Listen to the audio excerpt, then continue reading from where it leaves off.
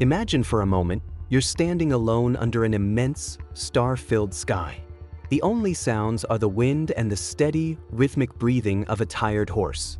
In your saddlebag, tucked inside a leather pouch called a mochila, is a single piece of paper. But it's not just paper. It's the words of a new president, and upon them hangs the fate of a nation that's tearing itself apart. This isn't just a mail delivery. It's a race against time, a race against civil war.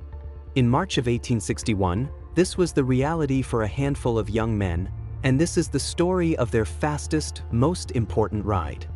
In March of 1861, America was a powder keg. 7 states had already seceded from the Union. Abraham Lincoln had just been sworn in as president, and his first inaugural address was a desperate plea for unity. He famously said, "We are not enemies, but friends. We must not be enemies." But getting that message to the far-flung state of California was a monumental challenge. The transcontinental telegraph was still months from completion. California's gold was crucial, and its loyalty was wavering. The Confederacy was actively trying to persuade it to secede. The news, the president's words, had to travel nearly 2,000 miles from the edge of the frontier in St. Joseph, Missouri, to Sacramento. And it had to get there fast. This was the ultimate test for the Central Overland California and Pikes Peak Express Company, better known as the Pony Express. For a year, it had been a marvel of logistics and endurance, a lifeline across the continent. But this ride was different. It carried the official text of Lincoln's address. The company's owners knew the stakes. They spared no expense, adding more relay stations, more horses, and selecting their very best riders. The goal was to break their own record and prove that the central route to California was viable, year-round, solidifying its connection to the Union. The journey began on April 3, 1861. A special train had rushed the speech to the starting point. As the first rider galloped west, the clock started ticking on the most critical delivery in American history. The system was a testament to human grit. A chain of over 150 relay stations stretched across plains, deserts, and mountains. Every 10 to 15 miles, a fresh horse was waiting. A rider would leap from his exhausted mount, grab the 20-pound mochila containing the mail, throw it over the saddle of the new horse, and be off again in under 2 minutes. The riders themselves were young, wiry, and often orphans, sworn to an oath of fidelity. They were paid a small fortune for the time, but they earned every penny. They faced blizzards, blistering heat, and the constant threat of attack. But one section of this record-breaking ride would become the stuff of legend, thanks to a 20-year-old rider named Robert Haslam. Robert Haslam, better known as Pony Bob, was responsible for a 75-mile stretch in Nevada, some of the most dangerous territory on the route. The Paiute people, their lands encroached upon, were understandably hostile. But for Bob, it was just another day at the office. He picked up the precious eastbound mochila at Friday's station and rode his leg as planned. But when he arrived at Buckland Station, his relief rider was terrified. He refused to take the mail.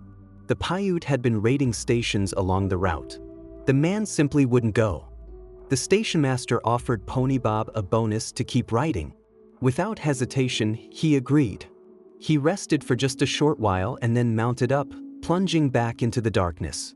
He rode on, pushing his horse to its limit. When he finally reached the next station at Smith's Creek, he found a scene of devastation.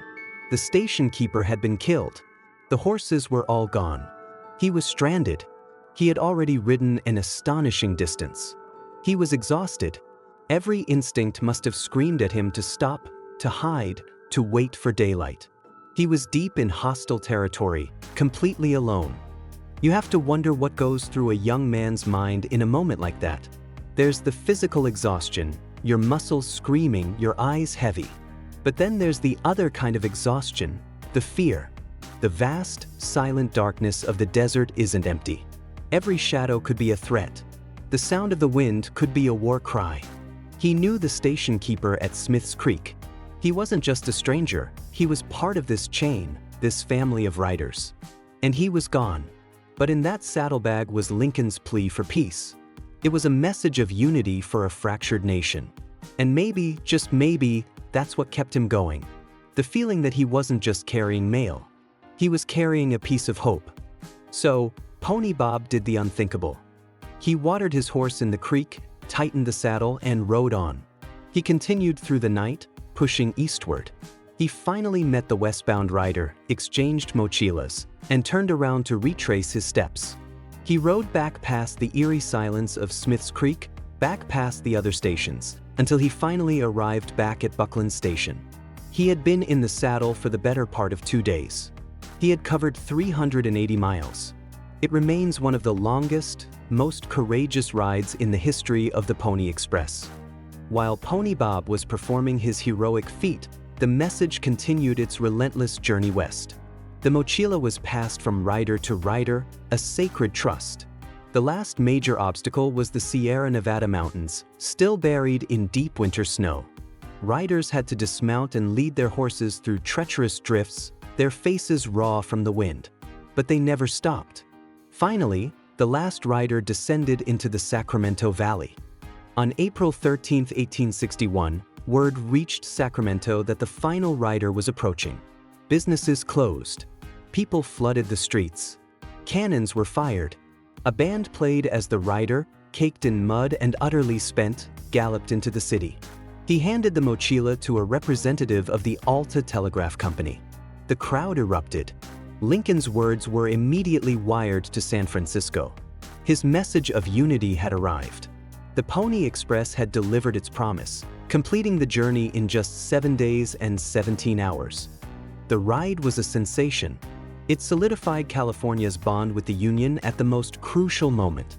But it was also the Pony Express's swan song. Just 6 months later, in October 1861, the wires of the Transcontinental Telegraph were connected in Salt Lake City, and the Pony Express, this incredible, romantic, and impossibly difficult endeavor, was made obsolete overnight. It had lasted only 18 months. Today, we send messages across the globe in an instant. The idea of risking your life to deliver a piece of paper seems like something from another world. But the story of the Pony Express and riders like Pony Bob Haslam isn't just about technology. It's about the human spirit. It's a reminder that progress is always built on the courage and determination of individuals who are willing to ride into the darkness, carrying a message they believe in. It's a symbol of a young nation's grit and a testament to the enduring power of a promise kept.